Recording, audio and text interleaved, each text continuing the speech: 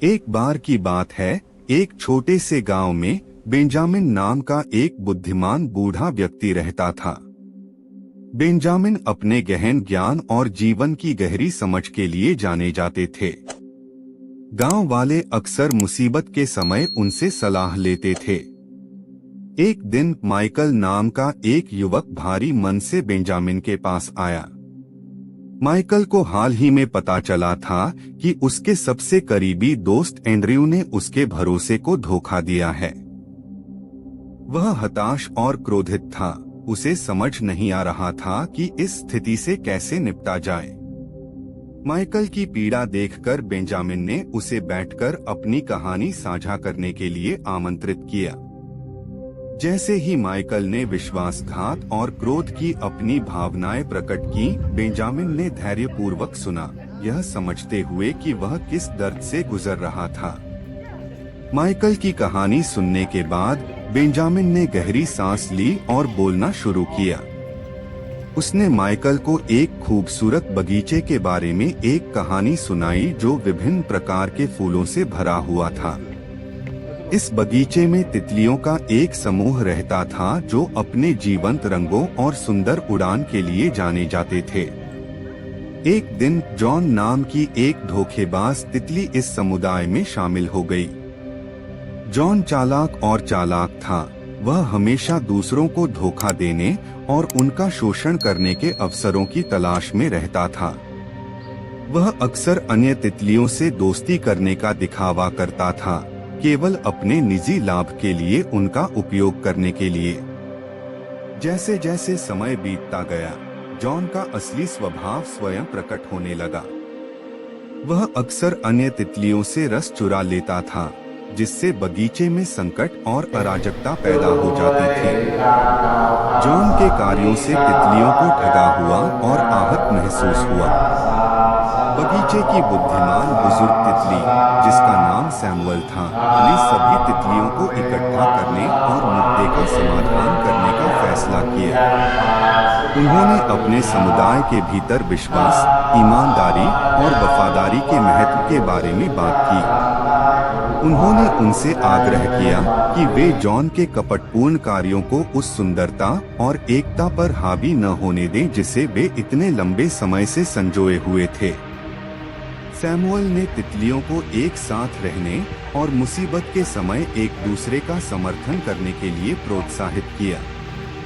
उन्होंने उन्हें याद दिलाया कि धोखेबाज व्यक्ति हमेशा मौजूद रहेंगे, लेकिन उनकी असली ताकत एकजुट रहने और विश्वासघात से खुद को निराश न होने देने में है।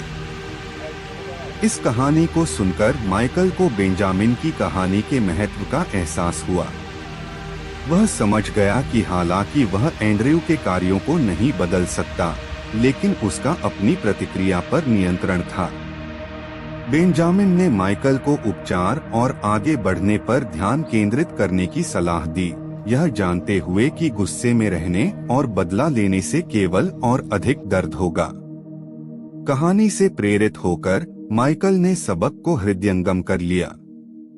उसने अपनी चोट और निराशा व्यक्त करते हुए एंड्रयू का शांति से सामना करने का फैसला किया। उनके बीच दिल से बातचीत हुई और एंड्रयू ने अपने कृत्य के लिए माफी मांगी और अपने द्वारा किए गए दर्द पर पछतावा किया।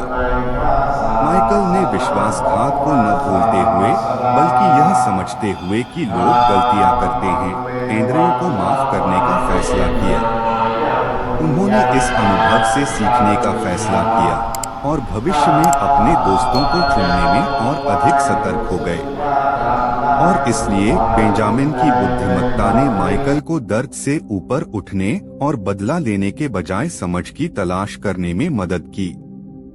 साथ ही उन्होंने क्षमा के वास्तविक मूल्य और जाने देने की शक्ति का भी पता लगाया।